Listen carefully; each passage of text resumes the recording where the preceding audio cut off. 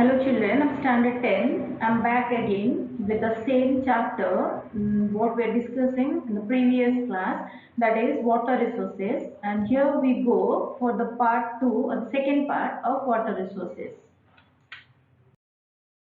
In our previous class we have discussed about the primitive methods of irrigation, and under the primitive methods of irrigation we have already discussed the widely used irrigation in India, that is canal irrigation. Then we have also discussed about the well irrigation, advantages as well as disadvantages. Then under the primitive methods of irrigation, another important means is the tank irrigation. So what is this tank irrigation? It is can be defined. The tank irrigation is more in the rocky plateau areas of the country. Why? Because it is generally a hollow area or depression where the rainwater gets collected, and even it is a natural, generally it is a natural process. Even tanks can also be constructed by building an earthen or masonry wall across a valley type of a depression to impound rainwater.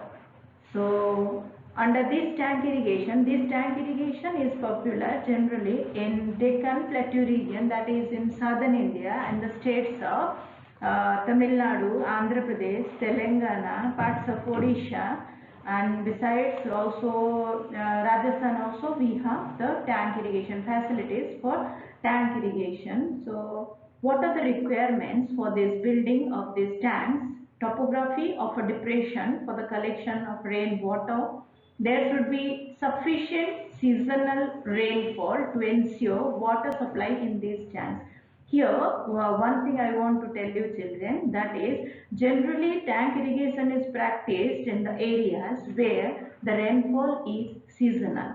So rainfall being seasonal, such areas they don't have other perennial sources of water. That is why it is rainwater is highly valuable in those areas. So people go for construction of tanks, or if there is presence of natural tanks, it is well and fine for the collection of rainwater. And besides, another thing is also important for an area having this irrigation facility, that is the bedrock should be non-porous to prevent the further percolation of water. These favorable conditions exist in South India being rich in igneous rocks. So what are the advantages of this tank irrigation children? Tanks conserve the rainwater by minimizing surface runoff. They raise the groundwater table of the surrounding area, and construction cost of a tank is generally low as compared to the canals. And in many cases, tanks act as a source of drinking water in a large part, especially in rural India. So unlike the canal irrigation and the well irrigation, it has also its advantages and disadvantages. So let's discuss the advantages of tank irrigation. What are the advantages of tank irrigation? Here the water, especially the rainwater, doesn't get wasted, and that can be conserved to increase the water table.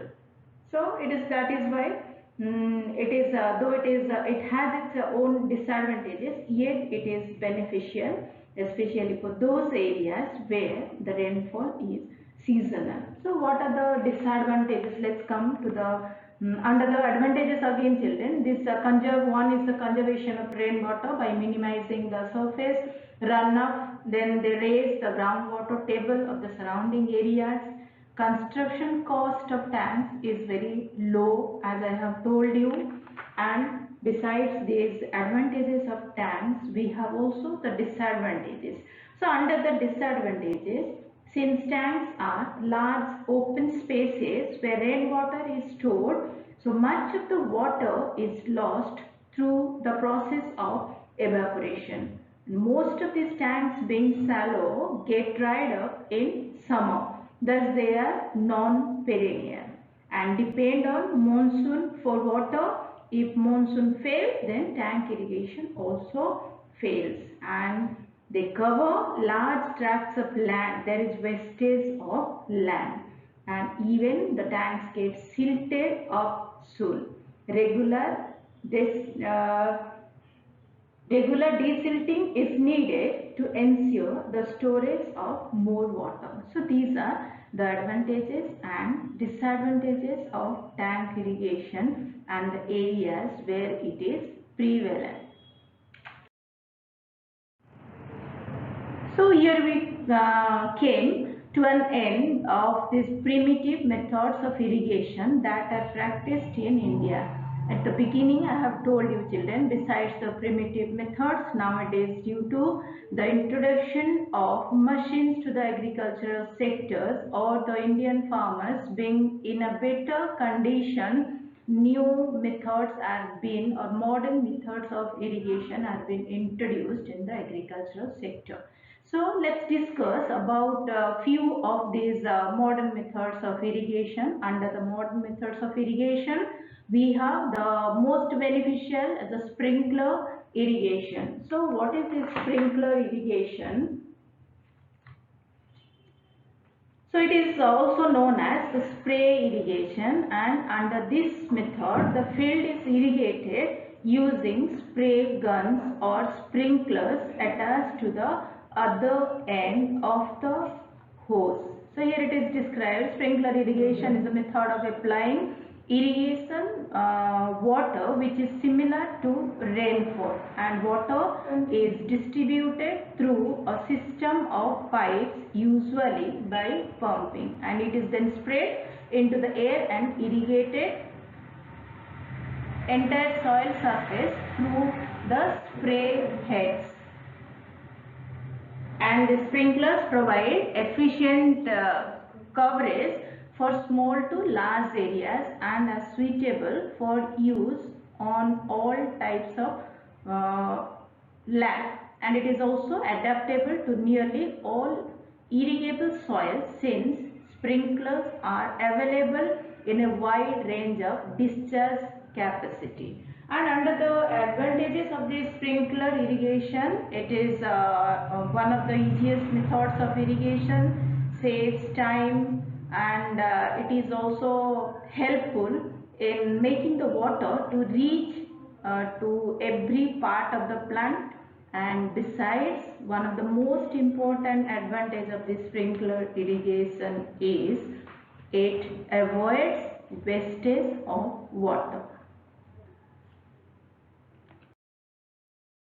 Then we come to another modern method of irrigation, that is drip irrigation, which is the most advanced and efficient method of irrigation where water is provided directly to the roots of the plants by means of thin pipes buried along the furrows of the plants. Here you can see children in the diagram on your screens, it is clearly visible. The pipes are clearly visible through which the water is supplied, and the irrigation process is facilitated.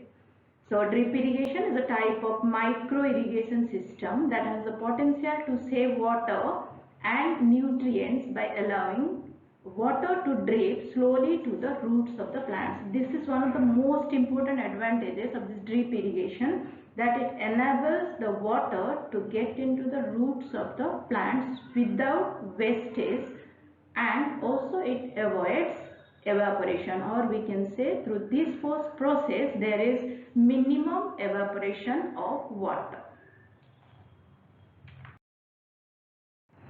So these are the new or the modern methods that are practiced in our country for agricultural activities, and here we are coming to the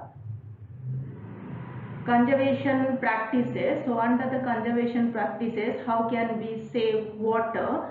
Under different, as we have already discussed children, that water is valuable and it is precious, that is why water must be saved, and especially in countries like India where the rainfall is uneven or erratic, their water conservation must be practiced by each and everybody.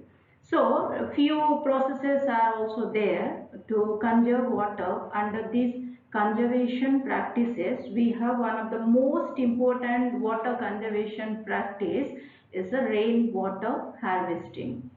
What is this rainwater harvesting? The name itself defines that it is the harvesting or collection and storage of rainwater rather than allowing it to run out. So rainwater is collected from a roof-like surface and redirected to a tank or a deep pit. This is what is known as the rainwater harvesting, and it is widely practiced in states like Tamil Nadu and Rajasthan as well as the northeastern states where there is acute shortage of water for especially for agricultural activities.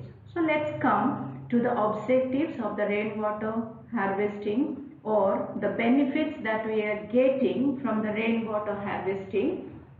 Here are the objectives: to reduce the surface runoff, that is it check the wastage of water. It as rainwater gets collected at a place, so it helps in raising the underground water table. It improves due to the addition of continuous water to the water table. It improves the quality of underground water, and besides, when we check the flow of water by collecting it, soil erosion also gets checked. So another important objective of this rainwater harvesting is to check soil erosion. And besides all these objectives, we have also one important objective of rainwater harvesting, that is to control flood. As the rainwater amount, some amount of water gets collected through different means, it results into control of flood. Besides these rainwater harvesting, other ways and means are even adopted in our country, and under such ways and means, another important mean to control, to save water, to conserve water is the National Water Policy. So what is this National Water Policy? It is a centrally sponsored program in order to check water pollution and maintain the quality of water. As the quality of water getting degraded day by day, and the degraded water or the polluted water is of no use, that is why it aims at the upgradation of this polluted water. And besides, the main objective of this policy is to provide surplus water to the deficit areas. That means especially the northeastern states, where though there is rainfall, yet due to the slope of the land, all the amount of the total amount of rainfall cannot be used or get wasted, as a result of which there is acute shortage of water in these areas. So this National Water Policy aims at providing surplus water to these deficit areas.